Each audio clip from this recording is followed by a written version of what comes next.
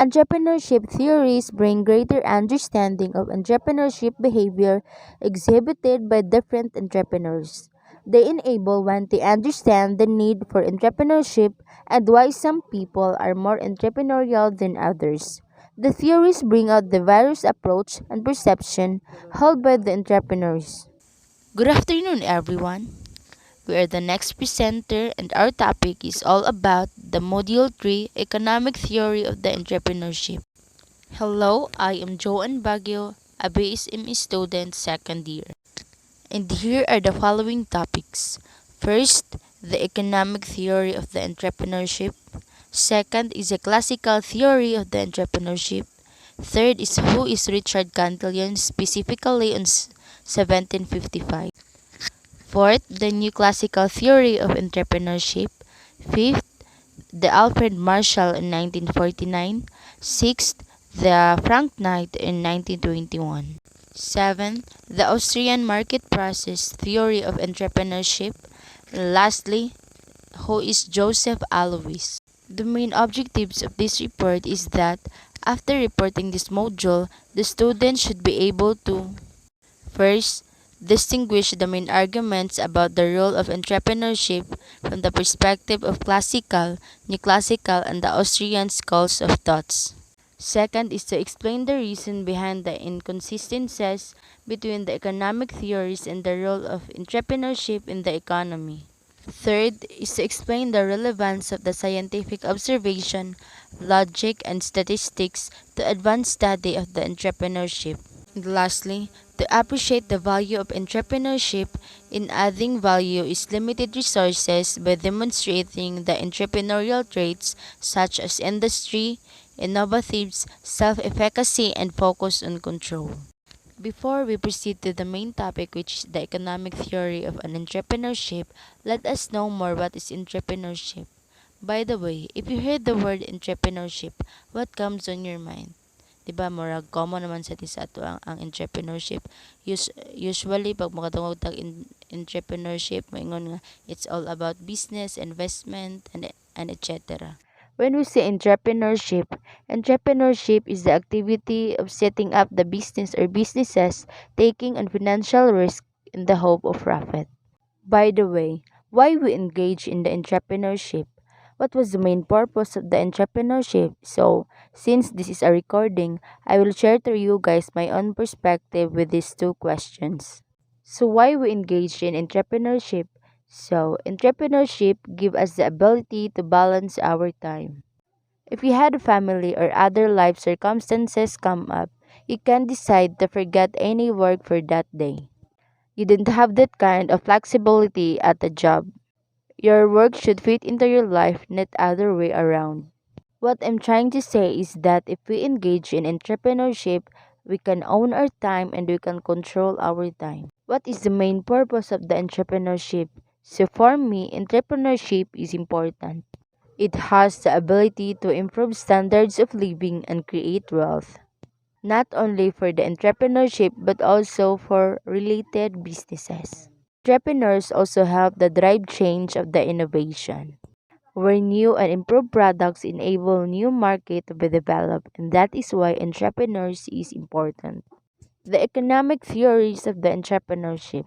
The study of entrepreneurship is a maze of theories as they are written in different approach to discipline economic, psychology, sociology, and the business management.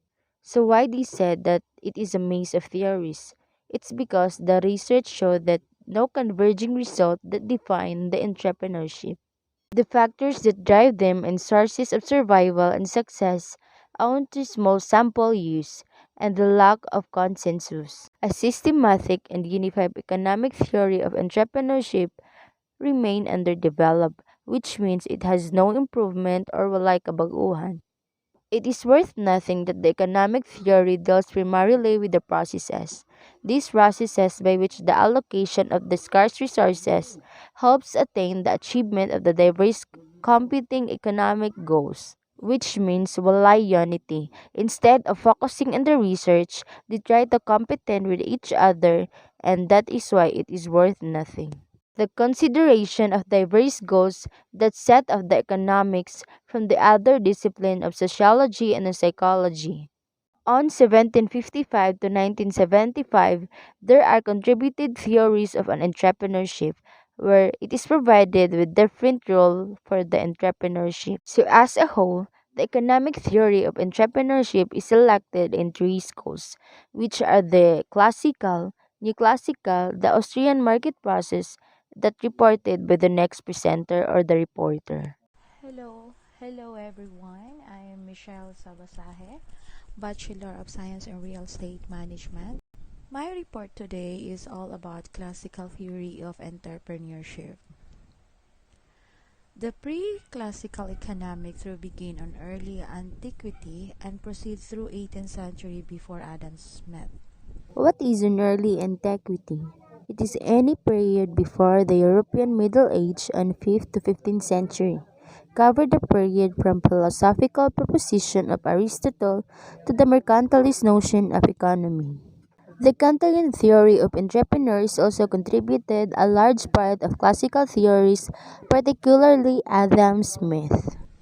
Classical economic restricted the role of entrepreneur in the product and distribution of goods in the marketplace. Why? Although the underlying principles of classical economic theories of entrepreneurship included free trade, competition, and specialization, implying the workings of market which the demand and supply, they still consider the supply side of the economy. Given that the market is free, competitive, and specialized, Cantillon still emphasized the role of entrepreneur to bring the demand and supply on the market. So the next presenter, we will be able to know who is Richard Cantillon and how he developed the theories of entrepreneurship. Good day, I'm Maria May Blase, and I'm going to talk about Richard Cantillon, year 1755. So he was the first to present a theory of entrepreneur. Entrepreneur is a French word, means ability to take charge. He assumed entrepreneurs as responsible for business risk, surviving from it for profit. Cantillon's theory suggests that without entrepreneurs taking and overcoming risk of business ventures, economic progress would have slowly stopped a long time ago. Yes, because it is where economic success depends. According to him, entrepreneurs are different from employees, in which entrepreneurs has uncertain income and while employees has fixed income. But for him, both take risk and dependent upon each other. He categorized people in terms of their economic functions, and he also distinguished three functions of entrepreneurs. First is the buying and selling products from the villagers to the cities, and then second, buying and selling products from the city to the villagers, and third, producing goods and services sold in the villages or cities. These functions incorporate all activities which organizes the inputs of production, land, labor, and capital for the production and conveyance of products. Assumptions implicit in Cantillon's theory. For example, entrepreneurs must avail the different forms of utilities in the production and distribution of goods. These utilities include time, which is essential in providing consumers their desired goods at a certain time, and then the form, which is also needed in transforming raw materials into finished products as well as the design to capture consumers, and then the place and the service, both private and public, in order to operate. And lastly, the possession utility to transfer goods ownership through different payment methods. Neoclassical theory of entrepreneurs contradicted the classical model. Neoclassical economists give importance to the principle of diminishing marginal utility that drives entrepreneurial engagement. From this perspective, entrepreneurs must consider the decreasing satisfaction of consumers as more units of a good consumed. Good afternoon. I am Ina May Joy and Kabadlit, 19 years old, taking up the course BSBA major in Human Resource Development Management. and I am from Malitbog, Bukidnon. So for today, I will be going to discuss the neoclassical theory of entrepreneurs. So the neoclassical theory of entrepreneurs contradicted the classical model based on the proposition that value of goods does not solely on the cost of production, the supply side, but also on the demand side of the closed economic.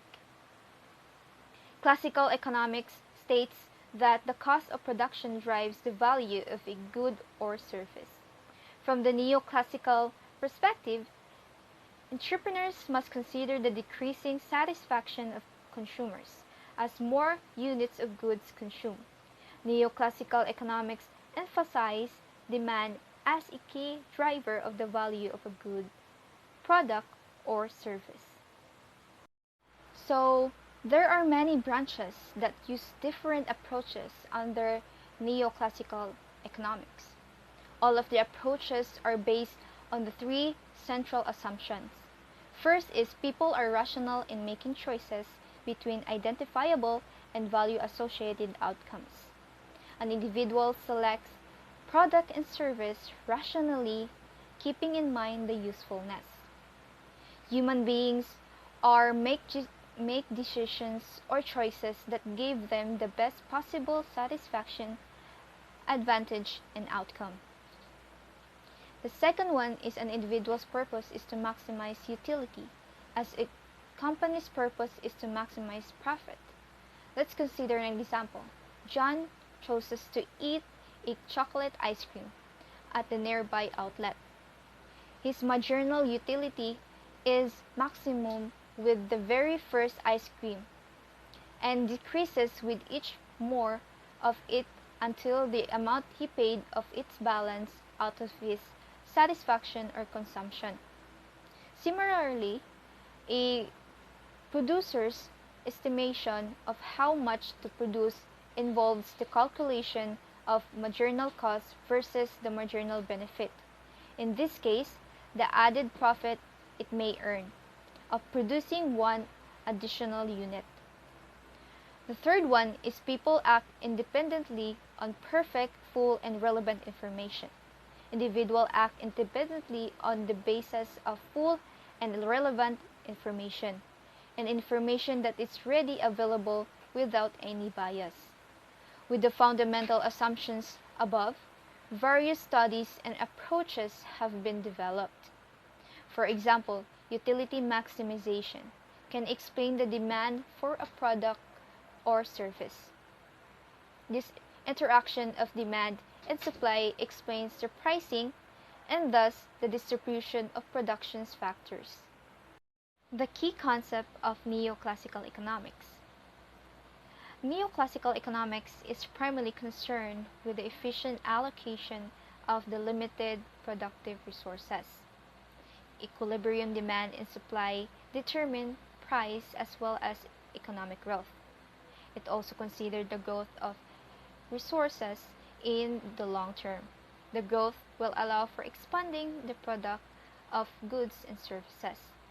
It emphasizes the market equilibrium is the key to an efficient allocation of resources, which in return it helps in achieving market equilibrium between supply and demand. Neoclassical economists also develop studies about utility and marginalism. According to their studies, utility measures the satisfaction received by consuming goods and services. It states that people's decision-making over consumption depends on their evaluation of utility. People allocate their incomes to maximize their levels of utility. Utility is the key factor driving the value of a product or service, while marginalism explains the change in the value of a product or service with an additional amount. Combining the two concepts brings us to the marginal utility. Marginal utility refers to the change in the utility as the result of an increase in consumption. The law of diminishing marginal utility states that as the quantity consumed increased, the marginal utility decreased. The marginal utility can even turn negative beyond a certain level of quantity, as you can see in the chart. The total utility maximized at the quantity where the marginal utility equals zero. Neoclassical economics versus classical economics. There are several major differences between classical economics and neoclassical economics. In terms of their theories, classical economics states that the price of the product is independent of its demand. The production and other factors that impact the supply of that product are the key drivers. While neoclassical economics emphasize the choices or the demands of the consumers or the customers. Personal preference, allocations of resources, and some other factors can influence consumers' demand. Thus, in the neoclassical economics, the value of the product and services are above their cost of production. Good day, everyone. I'm Kimberly Meiji Akaw, and for today's discussion, we are going to talk about an English economist who is Alfred Marshall. Alfred Marshall is one of the most influential economists of his time. So he has a book which is Principle of Economics, which is very dominant economic textbook in England. So in 1890, Alfred Marshall's Principle of Economics developed a supply and demand curve that is still used to demonstrate to the point at which market is in equilibrium. So one of Marshall's most important contribution to microeconomics was his introduction of the concept of price elasticity of demand, which examined how price changes affect its demand. So in theory, people buy less of particular product if the prices increases. But Marshalls noted that in real life, this behavior was not always true. So the price of some goods can increase without reducing demand, which means their prices are inelastic. So inelastic goods tends to include items such as medication or foods that consumer them crucially to daily life. So Marshall argued that supply and demand, cost of production, and price elasticity all work together. Marshall emphasized that demand and supply determine the price and output of a good. So Marshall highlighted that supply and demand, which work like a scissor blades in determining pricing, decide the price and output of a good. So a scissor blades means that the price determined at the point in which supply and demand curve interact with each other. So modern economists try to figure out why the price of a given commodity has changed by start looking for a reason that may have modified the demand and supply curve. Second, he presents a realistic theory of entrepreneurship. So Marshall wants the entrepreneur to improve his or her capability to start up a business. So he wants to complete the circle that leads to an improved standard of living for the working class and entrepreneurship by resulting in high productivity and consequently organic growth. So to contrast to Scumpeter, Marshall stressed the contribution of a very large number of small entrepreneurs in a state of partial equilibrium that leads to economic progress. He focused to sustain the equilibrium, which means that supply and demand balance each other, and as a result, became stable. The last one is focuses on sustaining entrepreneurial innovation by product innovation. So, an entrepreneur could foresee shifts in production and consumer preferences. So, as a result, entrepreneurs' ability to perceive fresh opportunities for delivering new goods or services is enhanced. So, entrepreneurship is a risk taker. Risks are taken by entrepreneurs since they are required to start and expand a business. So, the following are some of the dangers that our entrepreneurial may face. So first is leaving a full-time work in a consistent income. Second is investing personal saving with no promise of a profit. Those are the risks that may entrepreneurs may face. However, the Marshallian method has been criticized since it fails to explain what attracts entrepreneurs to give a zero profit. Good afternoon, everyone. I am Nicole Kate M. Manabat, 20 years old. a BSBA Financial Management second-year college student. Frank Knight, 1921, was an American economist. He remains famous for his Knightian uncertainty, the distinction between risk and uncertainty, and for his work on ethics in economics. He was an eclectic thinker, and Knight contributed significantly to the development of American economic thought in the 20th century, and thus directly or indirectly was influential in determining the course of prosperity in human society. Frank Knight was an idiosyncratic economist who formalized the distinction between risk and uncertainty in his 1921 book, The Risk, Uncertainty, and Profit. So, as Knight saw it, an ever changing world begins new opportunities for businesses to make profits, but also means we have imperfect knowledge for future events. So, according to Frank Knight, risk applies to situations where we do not know the outcome of a given situation but can accurately measure the odds. So, in other words, this refers to a situation in which the probability of an outcome can be determined, and therefore the outcome insured against. So, on the other hand, uncertainty applies to situations where we cannot know all the information, so we need in order to set accurate odds in the first place.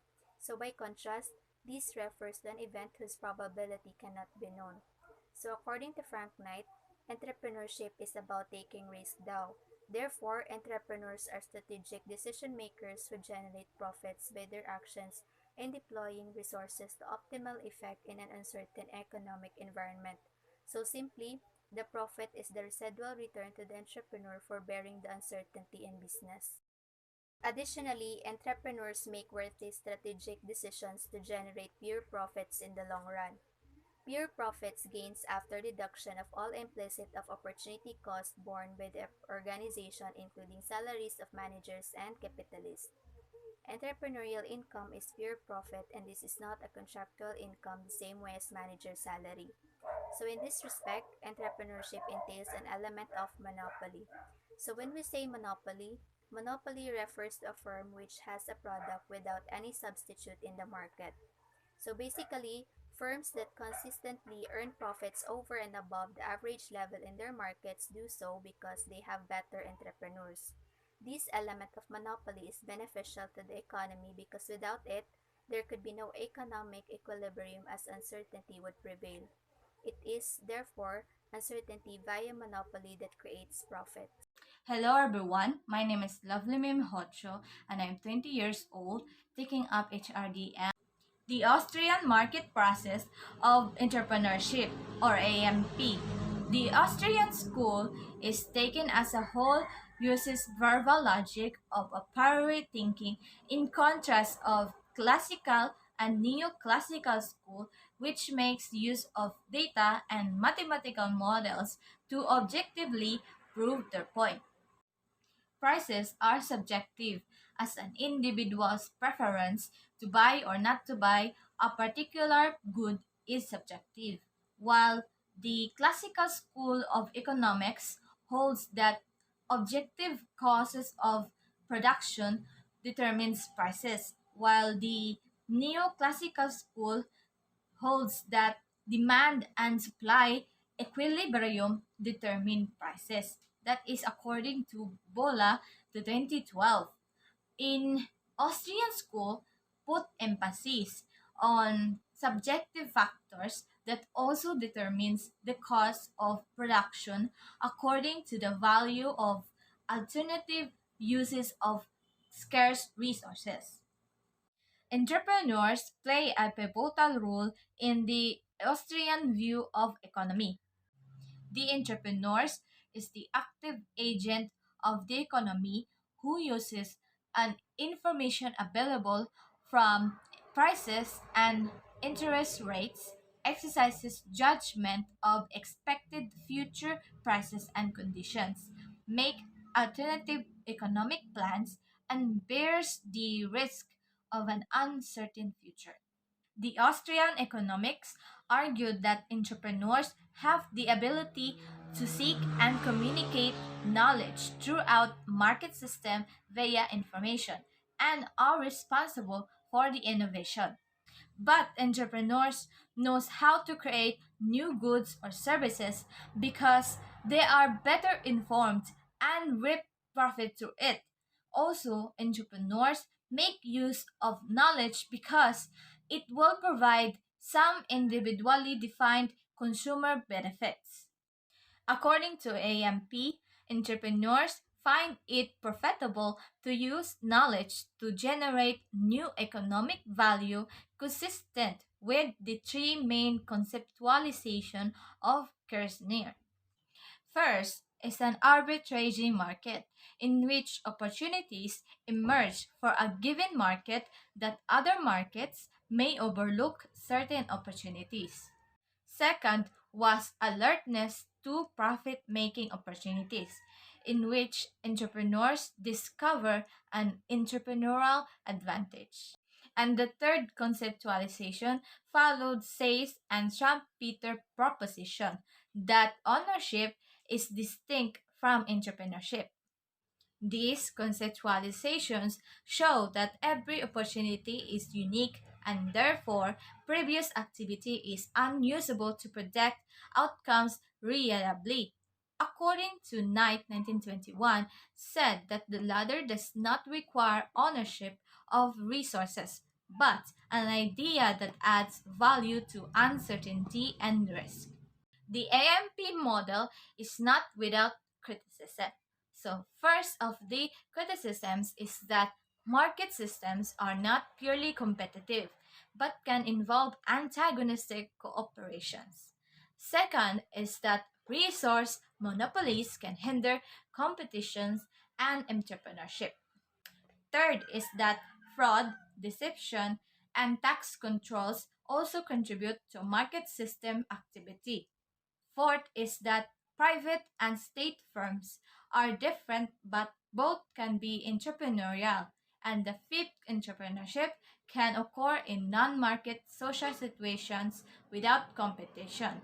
The empirical studies of Axe and Aldrich in 1988 rejected the Schumpeterian argument that innovation requires economies of scale. The criticisms of the AMP have given impetus to recent explanations from psychology, sociology, and business management.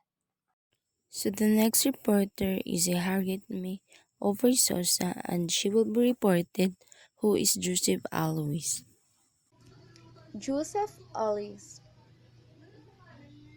Joseph Alius Schumpeter, 1934, expanded the idea of risk-bearing with innovation, while Mr. Cantillon defined entrepreneurs as a risk-bearing and profit-oriented type of people. Mr. Schumpeter puts heavy emphasis on the supply side via innovation.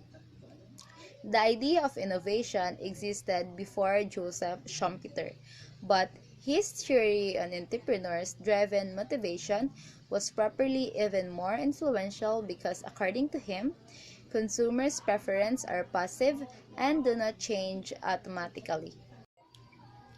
To be precise, entrepreneurs are responsible for innovation, that is, the adaptation of new things or ways of doing things and abandonment of the old ones. So, Mr. Joseph Alius Schumpeter classified the historical process of change into five types. So, first is introducing a new product or a new kind of an existing product. Second, application of new methods of production or sales of a product. Third is opening a new branch of the industry. Fourth is acquiring new sources of supplies of raw materials or semi-finished goods. And lastly, which is the fifth one, new industry structures such as the creation or destruction of monopoly position. Schumpeter, 1934. He argued that in a competitive environment, anyone seeking profit must be innovate. Through innovation, entrepreneurs are able to employ factors of production in many productive ways to gain profit. In terms of how and when innovation has real economic effect, he divided the innovation process into four phases. First, invention. Second, innovation. Third, diffusion. And fifth, imitation. According to Schumpeter, the invention phase or the basic innovation has less of an impact, while diffusion and imitation process have much greater influence to the state of economy. Schumpeter 1939. In addition, Schumpeter argued that invention does not lead automatically to execution. Another view of Mr. Schumpeter is this is of the fact innovation does not solely by itself adequately lead to implementation. This is the entrepreneurs with a strong character and by his influence leads to implementation. Schumpeter 1943. In his theory of business cycle, he argued that the process of change is non-stationary as creative destruction is ever evolving such as capitalism cannot be stationary economy. According to him, innovation are responsible for economic growth and the entrepreneurs played a central role as an innovator. Schumpeter 1942. According to Schumpeter, the typical characteristic of entrepreneurs are intelligence, alertness, energy, and determination. Entrepreneurship are essentially the actualization of innovation. However, it includes the four complementary functions. First is invention, second, risk-taking, third, error correction, and fourth is administration. Before we end on this report, let us leave you a quote about entrepreneurship. According to Warren J. Tracy's student, entrepreneurship is living in a few years of your life like most people want, so you can spend the rest of your life like most people can't. And that was the end of our report. Thank you for listening.